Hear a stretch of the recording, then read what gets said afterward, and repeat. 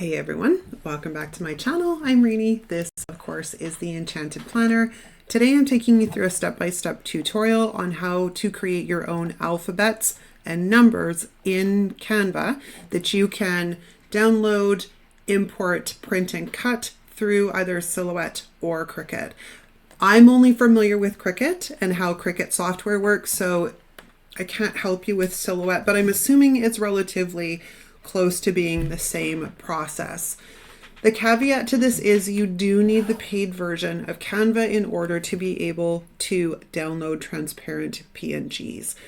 So you're going to come up here to create design, and you're going to come down here to custom size.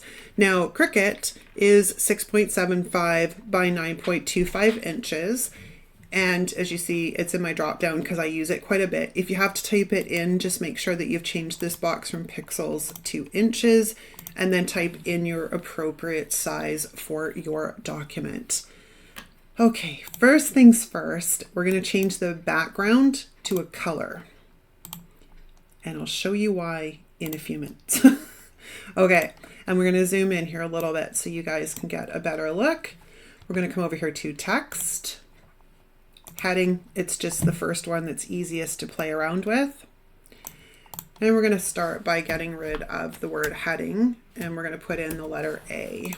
Okay, now I don't want lowercase, I want uppercase. The easiest way to do this is literally just to come up here and click the uppercase button. Now this is a fairly small alphabet, and I don't really want it that small, so we're gonna resize it, which you have a couple of options. You can drag it to create the size that you're after, or you can come up here and size it easily enough in the box. Okay, now we obviously need to create a offset around this in order to, let's turn off the italics, be able to print and cut it with a kiss cut. The way to do that is to come up here to the effects button, hit the outline, change the outline color to white, and then we're going to slide the bar to whatever thickness you happen to want as an outline on the alphabet. Now, to change your font, you can come up here to the drop down and you can play around with a few different fonts and see what you like. Anton is a fairly nice, simple block font. I do prefer it. I use it quite a bit actually. So that's what we're going to use today. And then we're going to duplicate it. And as you see, now there is dotted lines that show up to show me that I am exactly the right they're the correct place up and down, which for some reason the proper word escapes me right now. And then we're going to duplicate that and we're going to create C. And now the little numbers pop up to tell me that they are equal distance apart. And then I just carry on doing just this until I've created the entire alphabet. Something went wrong here. Something went wrong. Hang on, let me get my dudes. Oh, there we go. All right, there we go. E, and so on and so forth. And F, and then G. Now, the reason that we have a colored background right now is so that we can see if any of them happen to be touching, if anything needs to be changed. As well as when we start going down, you'll be able to see the spacing, right? So what I usually do from here is I kind of cheat. I just highlight them all. I duplicate the entire row.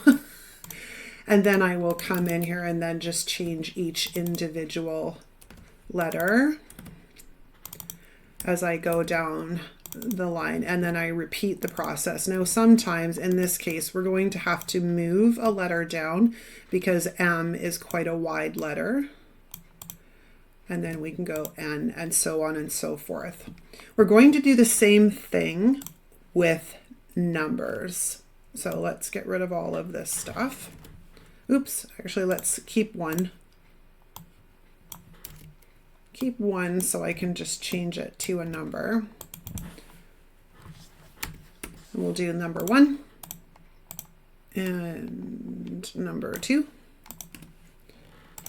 and excuse me, number 3, and so on and so forth. Now, one thing we need to think about that I will share with you is once we get up into the double digits is where things get a little bit dicey depending upon what font you're using.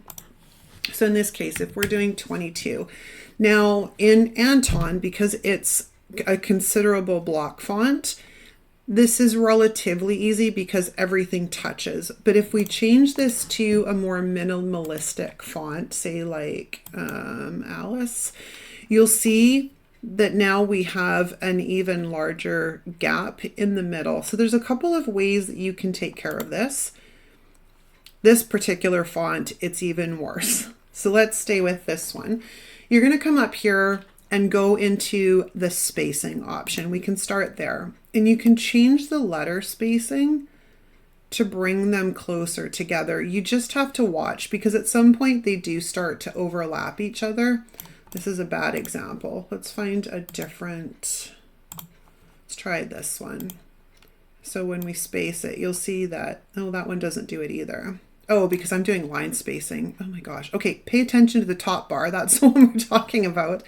So you'll see as I slide it, now they start to overlap. So you just need to be cautious when you're moving things around that you're not overlapping whatever it is you've created. You're still going to have a slight little opening there. And if you don't plan to import this into any other program, you're just going to literally import it from here into Print and Cut. My suggestion is to come up here to the Elements tab and pick whatever shape. In this case, maybe we'll take the rounded square.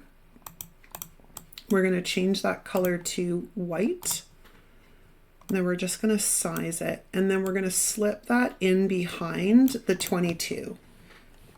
And then you would just highlight them to group them. And now that will print without the space in the center. I mean, the same could be said if we are doing something like 25, 24, what one, 23, 26. Actually, most of these work fairly well. 27 is another one that's going to require a little bit of TLC by putting something behind it, just to be able to fill in that space so Cricut doesn't cut in between them. If you don't care, it doesn't really matter. It's totally up to you. Now, if by chance this ends up, say, in the front, how do you get it backwards? So you're going to click on that element and then you're going to open the position tab, come over here to backward and then just do that. And then again, highlight it, group it, and you're good to go. Now, like I said, you'll have to play around because each font works a little bit differently in here when we're creating alphas and numbers. Like this one's not too bad. Now from here, once I finished creating them, I changed my background back to white. Then I will come up here to share and I will download it as a transparent PNG. But as you'll see, that's only available if you have a paid subscription. But the other thing I do quite often too is I will send this to myself in Procreate and create a little bit of an offset around it as well using the Gaussian blur feature. And I will link that tutorial in the description and in the cards if you wanted to check out how I do that. So I hope you found this useful. This is the easiest way I have found to create alphas and numbers in Canva with little to no effort to just literally import, print, and cut. Let me know what you think in the description or the comments. Sorry, it's been a rough morning. Thanks so much for watching, you guys. Don't forget to hit the like and subscribe button on your way out. Thanks so much for watching, and I will see you next time.